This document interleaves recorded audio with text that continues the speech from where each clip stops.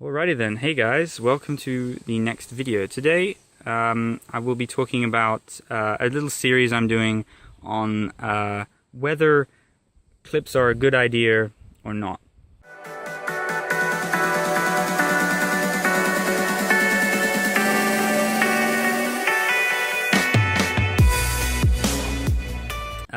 Should you really use clipless pedals, or should you just stick with your regular flat pedals? I know this has a clip on the side, but it's still a flat pedal on the other.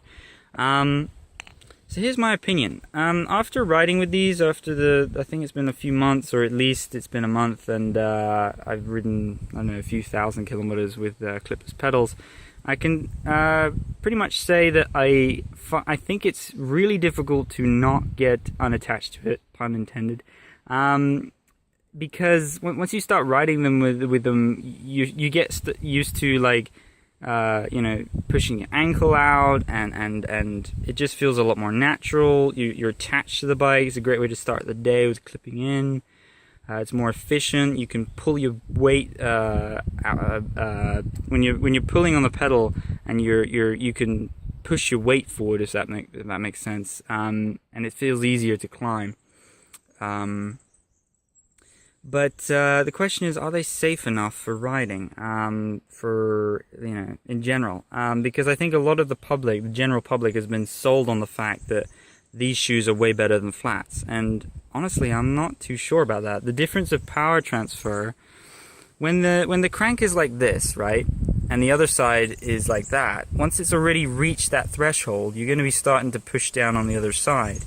So I don't think there is that much advantage when it comes to power. I'm really not too sure. I don't have a scientific lab to test this. But I did have a look at a lot of research on these, and I'm not sure there's a huge difference if there is any.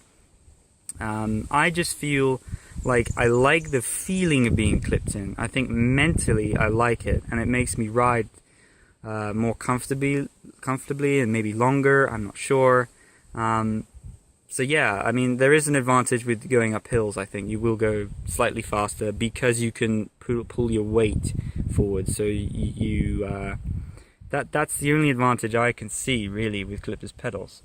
The disadvantage is that when you're in a town and you're clipped into this shoe, you know, what happens if, you know, unexpectedly a car doesn't see you and you're going around that corner? I mean, you are going to be clipped in, and you will not fall off the bike in a dismounted way. You are going to be attached to this pedal. So in my opinion, I don't think they're very safe, in my opinion, if I'm honest, in general. I think that once you get used to them, clipping in and out is pretty easy.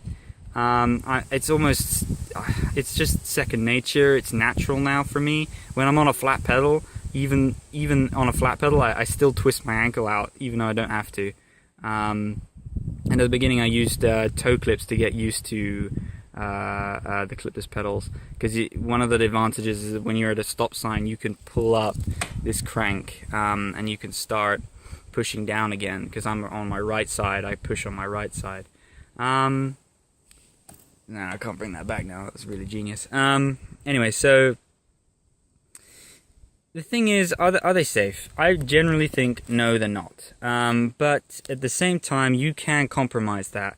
These I just got in the mail today, and as you can see, it has a flat pedal on one side, so you can use, I assume, any mountain bike shoe, or you can use your trainers or whatnot, and then the next day, or if you want to throughout the day, you can switch back to being clipped in. So if you're on open road, I think generally clipless pedals are fine. If a car is going to hit you at 50 miles an hour, if he's an idiot, it's not safe anyways. Generally, I find that if you keep yourself about 40 centimeters away from the roadside edge, and cars will pass you. They will pass you because, you know, you're in the way and you're slowing them down. Generally speaking, there's more. I read online that I don't know if I can link the forum or not, or the research. 3% of collisions come from behind you, and there's a lot more on the sides. So I think that's something to keep in mind when it comes to the safety of clipless pedals. And in my opinion, they are worth it. Once you get used to them, it's really difficult to get not attached to them. I'll move these here. But whether or not which one's the right one for you is a really good question. I've left a link down below if you want to check that out, where I'm comparing road to mountain bikes, and I'll try these for touring. So definitely leave a like, subscribe for more content. I'm going to be doing a lot more reviews soon on different products as soon as I can get my hands on them. I also made a review on this B-Twin bike here if you'd like to have a look at that. And I recently did a small little tour to the beach, which was I was really surprised how well this bike handled it, but it did it really well. So definitely check that out, leave a like, subscribe, and yeah, I'll see you guys in the next video.